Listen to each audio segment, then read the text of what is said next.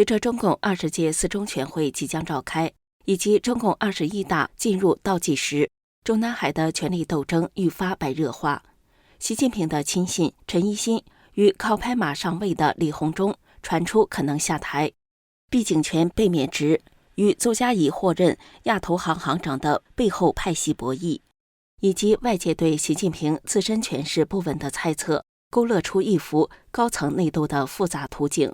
在全球地缘政治动荡、中国经济困境加剧的背景下，这些人事变动与传闻不仅反映了中共内部的权力洗牌，更可能预示着中国政治格局的重大转折。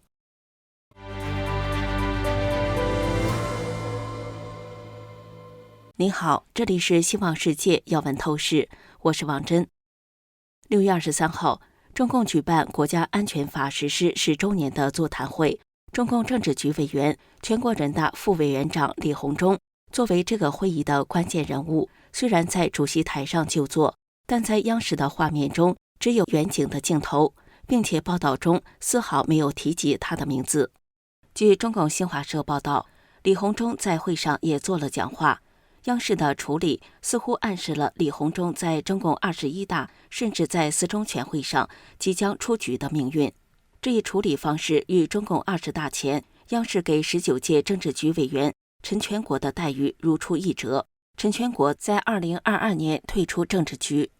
李鸿忠以对习近平的极端效忠闻名，其名言“忠诚不绝对就是绝对不忠诚”广为流传。2022年，中共在动态清零疫情防控期间，李鸿忠更是高举习语录，喊出“底线思维抵到底，极限思维到顶端”的口号。李鸿忠还有上述习语录解决防汛抗洪的问题。习语录被他塑造成了毛语录，一句顶10000句。尽管交马屁拍成了精，但是李鸿忠的仕途似乎很难再上一层楼了。到点下车，也许是他最好的结局。另一个即将出局的，或许是意外缺席了中共国安法10周年座谈会的陈一新。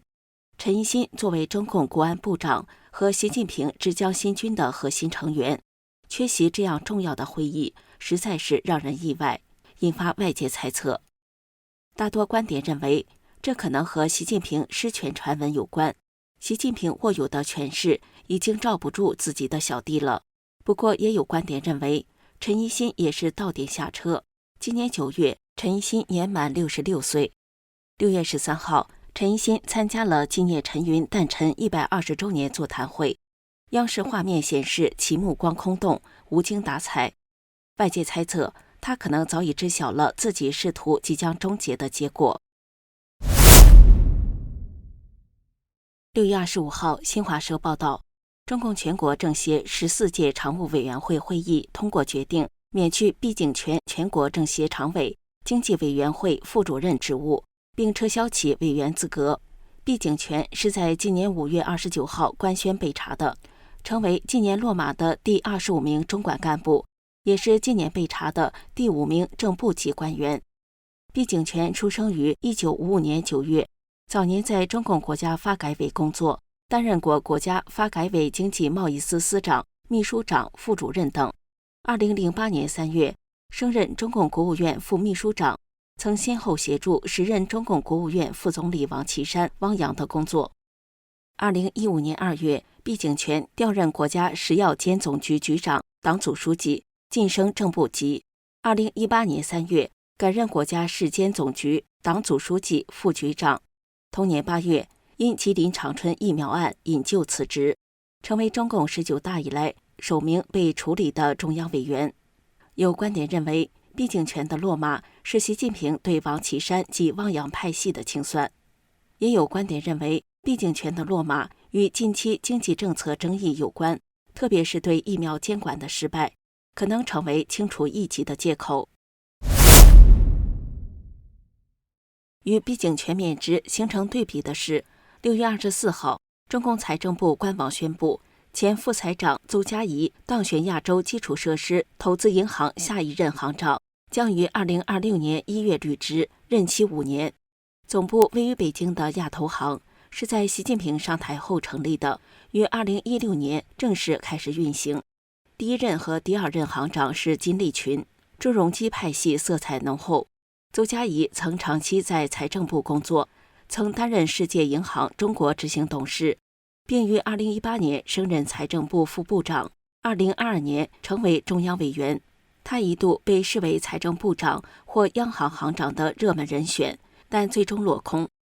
邹家仪曾在2015至2017年担任中纪委驻中央外事办纪检组长，是王岐山的旧部。王岐山早年也长期在金融系统任职，并曾是分管金融的副总理。自由亚洲专栏作家高鑫曾披露，邹家仪和习近平亲信分管财经的副总理何立峰不和，何立峰为安排广东籍亲信刘昆及蓝佛安掌控财政部，刻意排挤邹家仪。时事评论员李林一对大纪元表示，虽然现在是何立峰在管金融，但是他的亲信中缺乏人才，所以这个重要职务仍然由朱王派系的人执掌。但也有观点认为，在习近平失权传闻甚嚣尘上之际，邹家仪的新职位是反习派系和习近平派系斗争的结果，显示习和习派已处于下风。这一进一退的人事安排，凸显了习近平在金融领域的权力困境。若毕竟权的免职是习近平清算王岐山人马的动作，则邹家仪的上位则表明习派的控制力有限，派系间的妥协仍在继续。24号，中共官宣将于9月3号举行纪念抗战胜利80周年阅兵，这是习近平2012年上台以来第3次阅兵。中央社报道认为，3次阅兵的内外形势各异，折射出习近平权势从巅峰到潜在危机的转变。据文章梳理，2015年9月3号的抗战胜利70周年阅兵是习近平上任后首次阅兵，背景是声势浩大的反腐行动与军事改革。2019年10月1号，中共建政70周年阅兵展现了习近平权力的顶峰，而今年的阅兵背景则发生了截然的变化。据中央社分析，中共阅兵或意在对内展示稳定，对外宣示国力。然而，这么频繁的举行阅兵，似乎是为了掩盖内部不稳的权斗。而全球动荡、俄乌战争、以哈冲突、中美贸易战升级、中国经济低迷等，共同构成了习近平执政以来最严峻的挑战。近期，关于习近平权力已被架空，可能在4中全会或21大下台的传闻甚嚣尘上，而传闻最盛的则是汪洋或胡春华可能会接任总书记。这些传闻虽未获官方证实，但反映了外界对习近平权势的质疑。此外，李强角色的转变加剧了猜测。李强不仅在2025年夏季达沃斯论坛上主讲，还将参加金砖峰会。这些原本由习近平主导的场合，如今交由李强，显示其的权力可能已经分散。不过，也有观点认为，李强作为嫡系的习家军要员，其高调亮相可能是多方势力权力平衡的策略。